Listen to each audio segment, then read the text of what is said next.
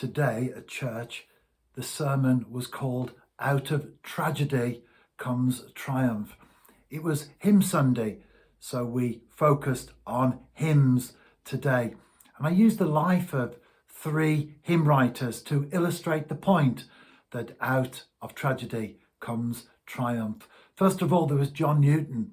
John Newton lived quite a difficult life, and he got involved. He was press ganged by the Royal Navy. What they used to do then is just go around and grab people, take them on a ship, and that's where they ended up, out at sea. And he ended up as a sailor himself. He was involved in the slave trade, and he was also, boot on the other foot, taken by a tribe in what is now modern day Sierra Leone and became a slave himself. One day in the sea, there was a severe storm, and he cried out to God, as people often do when they're in very difficult times in their own life. And the storm went, and he began a journey that ultimately led to him becoming a minister of the gospel.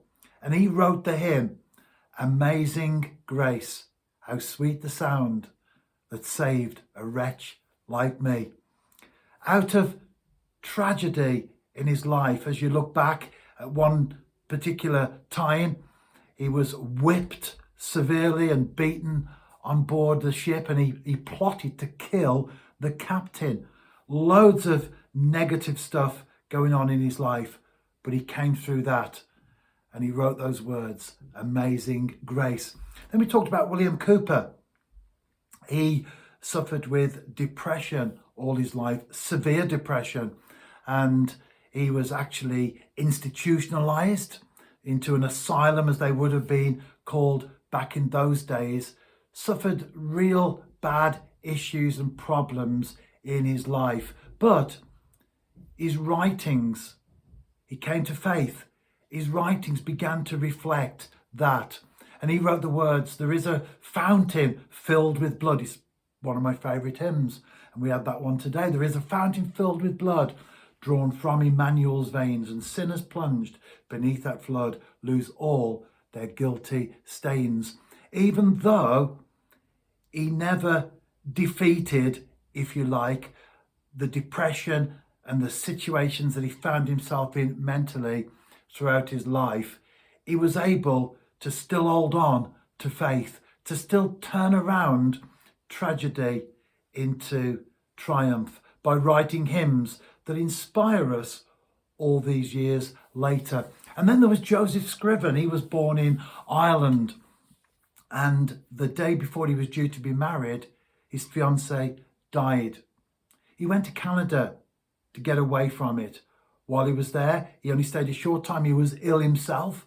He had to come back, and he went to Canada again, and he heard about his mother that was terribly ill at the time. You couldn't just jump on a plane like you can today and be in one country a few hours later. He had to go through all the agony of what was happening many miles away. He became engaged again, and like the first situation, his fiancée died before the wedding. But he hung on. Out of that tragedy, the triumph was that he had faith, and he never lost that faith. And he wrote the hymn, What a Friend We Have in Jesus, all our cares and sorrows to bear. What a privilege, he wrote, it is to carry everything to God in prayer. Hymns in a hymn book, they have words and they have a name at the bottom, the person who wrote the words. But often when you open it up and you see the life of that person, it's full of tragedy, full of difficult situations and circumstances, but they still hung on. They didn't let go. They didn't let tragedy defeat them, but instead they used it. They were above the circumstances. And in life, we have to do that. It isn't always plain sailing. Things don't always go our way. But we can either let the circumstances swamp us, or we can use the circumstances to become better people. In life, when difficult situations come, we can either let them be stumbling blocks that hold us back, or building blocks that take us forward.